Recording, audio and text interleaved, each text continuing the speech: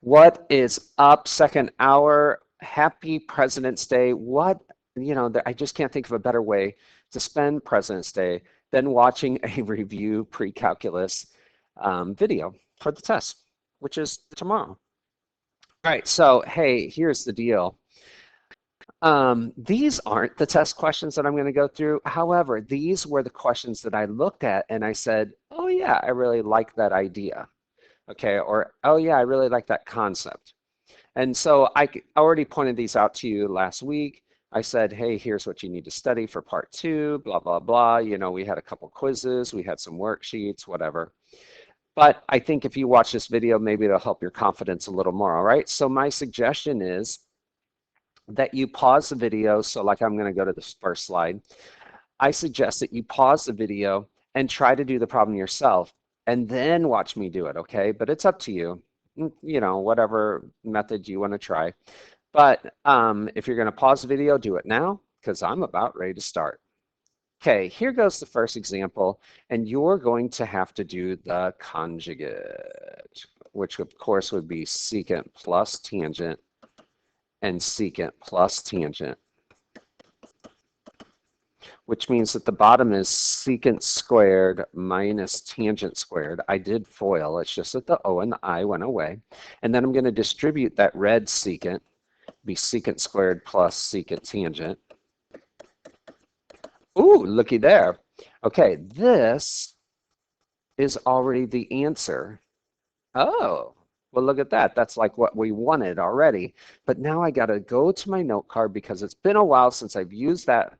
And you should recall that tangent squared plus 1 is secant squared. Well, it's on the back of your note card, which means that 1 is the same as secant squared minus tangent squared. Huh, how about that? So this whole thing right here is 1. 1, 2, 3, ta-da. I don't even, 3 dot, boom. Or no, well, whatever. Moving on. 3, 2, 1. All right, so here's the second one. If I were you, I would pause the video, I would write it down, pause the video, and then work it out and then see if you got it right. So go ahead and pause it right now. All right, this is another conjugate problem, but this guy involves a different property. So again, I would still do 1 plus sign and 1 plus sign, right? And so the bottom is, oh, whoa, getting ahead of myself, 1 minus sine squared.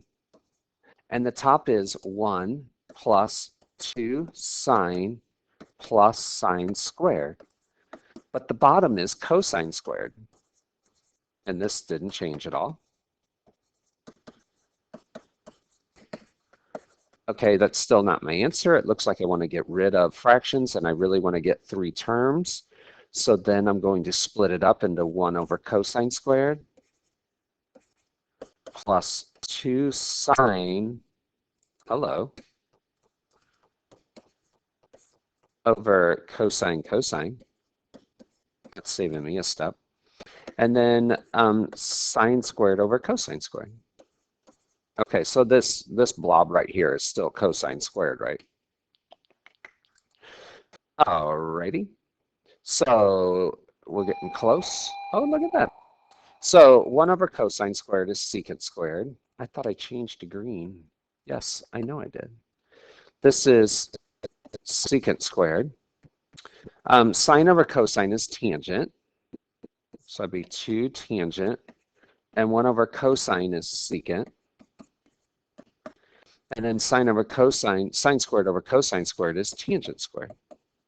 All right, then I look up at the answer and I'm like, dang, I'm close. I just need that 2. I need 2 of those secant squareds.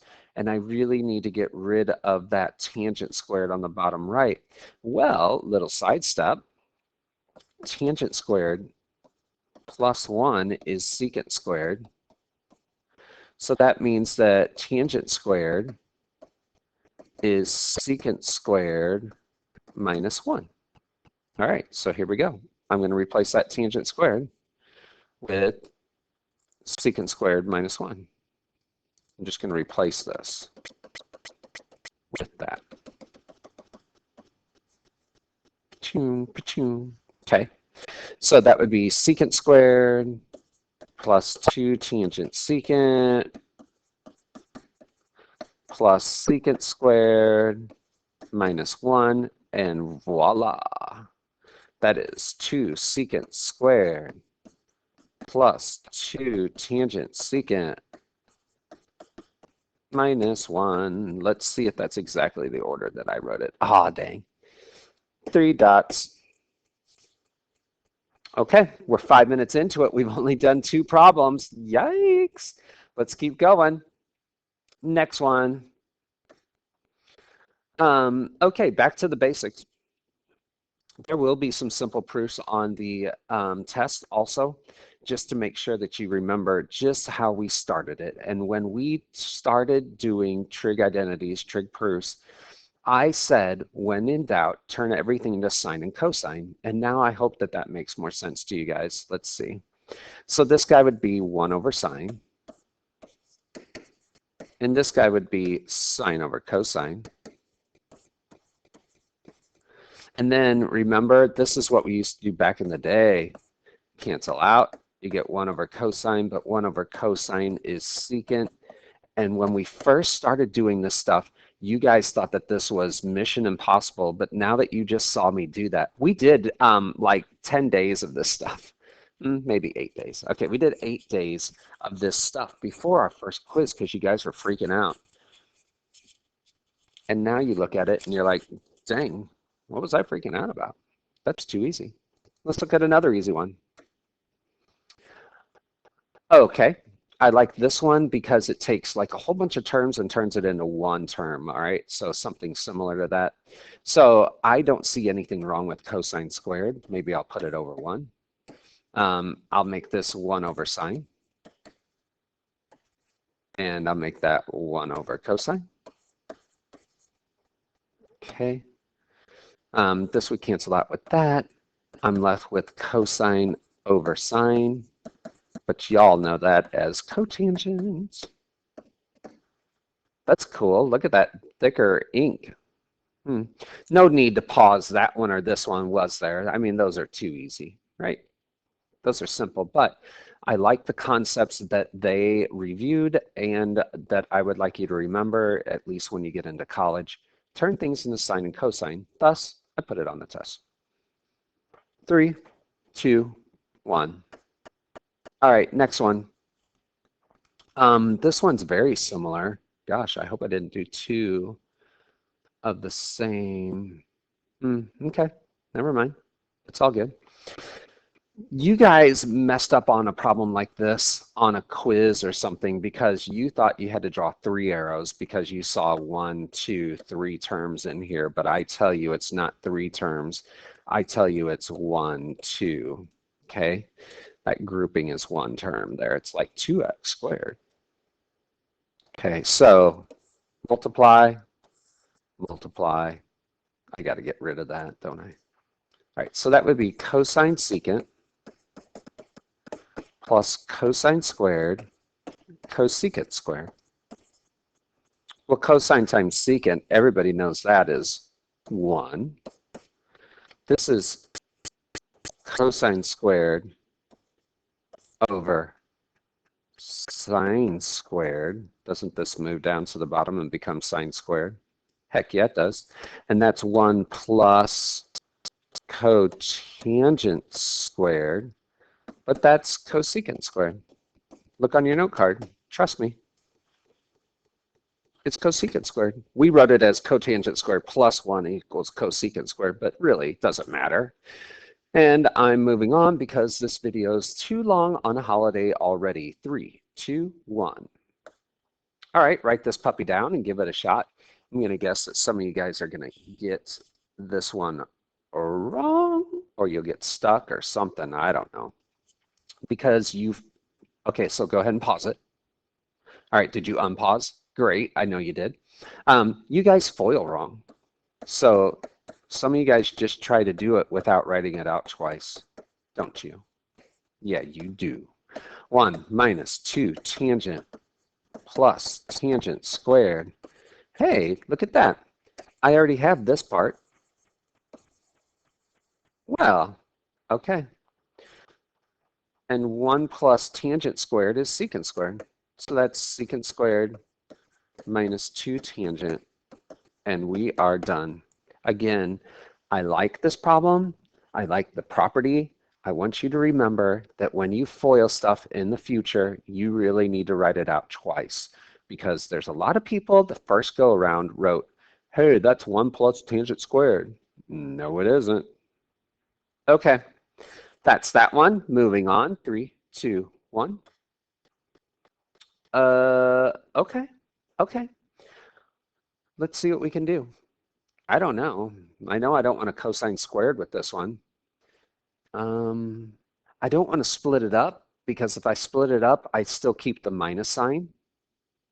So I want to do something with the numerator instead, but you guys remember that sine squared plus cosine squared is 1, which means that 1 minus cosine squared is sine squared. When in doubt, turn everything into sine and cosine. So that's sine squared over sine over cosine. But then do you remember, this is the reason I like this problem and I wanted to stress it. When you're dividing by a fraction, it's the same as multiplying by its reciprocal. Okay, these guys go whoosh, whoosh, and then this guy goes whoosh, whoosh, and looky there, I got sine times cosine. I like it. Okay, I like the idea of that problem, which means I want to test you on it again. I like the property that it used. Moving on. Oh, okay. Okay, we can do this one. I hope. Let's find out. Oh, yeah. All right, we did this one. I did it the cheat way.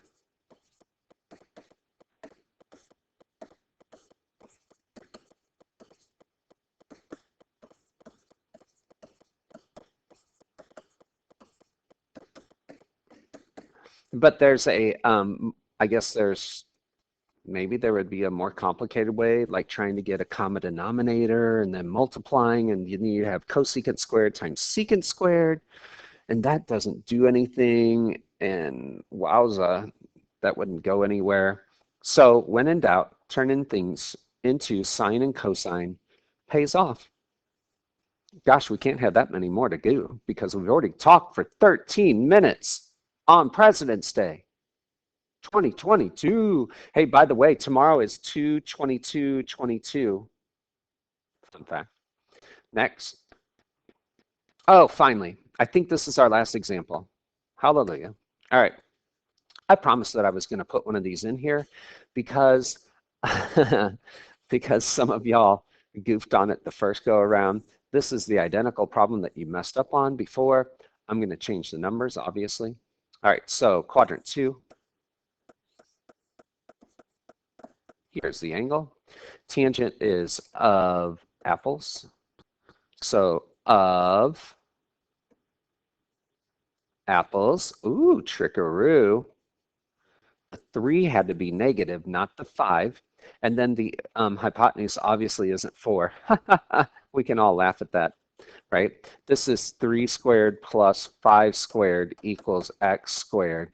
So that's 9er and 25, which is the square root of 34. Doodah. Okay, so that's cool. And then you're just going to use your properties of sine, cosine, tangent, whatever. So let's see if we remember that. Maybe I should write down, no, I won't. Okay, here we go. So let's do sine 2a, which everybody remembers is 2 sine cosine. So it'd be 2 sine is Oscar had, and then cosine is a heap. And so that was what, negative 30 over 34, which we could reduce to negative 15/17. Yay.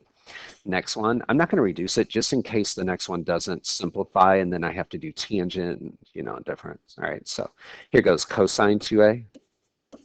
Hey, is this the one that has 3 choices? Like, isn't it? I think I'm going to choose 1 minus 2 sine squared. So that'd be 1 minus 2 sine squared, which is 1 minus 2 times 25/34, which is 1 minus 50/34, which is 50/50. What in the Jack Russell Terrier did I just do? Which is 34/34 minus 50/34, which is negative 16/34, which of course could reduce to negative 8/17. Yeah. And then last but not least, tangent 2a would be sine over cosine, which would, the 34s would cancel out and the negatives would cancel out, and you get 30/16, which of course could reduce to what? 15/8. 15/8. All right, so did I leave out anything? Let's see. I have to go over here and look at, oh, okay. And then I'm going to do a problem just like that one, just like this last one. I'm going to do a problem just like that. But instead of finding sine 2a, cosine 2a, tangent 2a, I'm going to have you do sine half a, cosine half a, tangent half a. Got it? All right. That is the review. That is a great review of a lot of good properties that I want you guys to remember later on. Okay. Good day.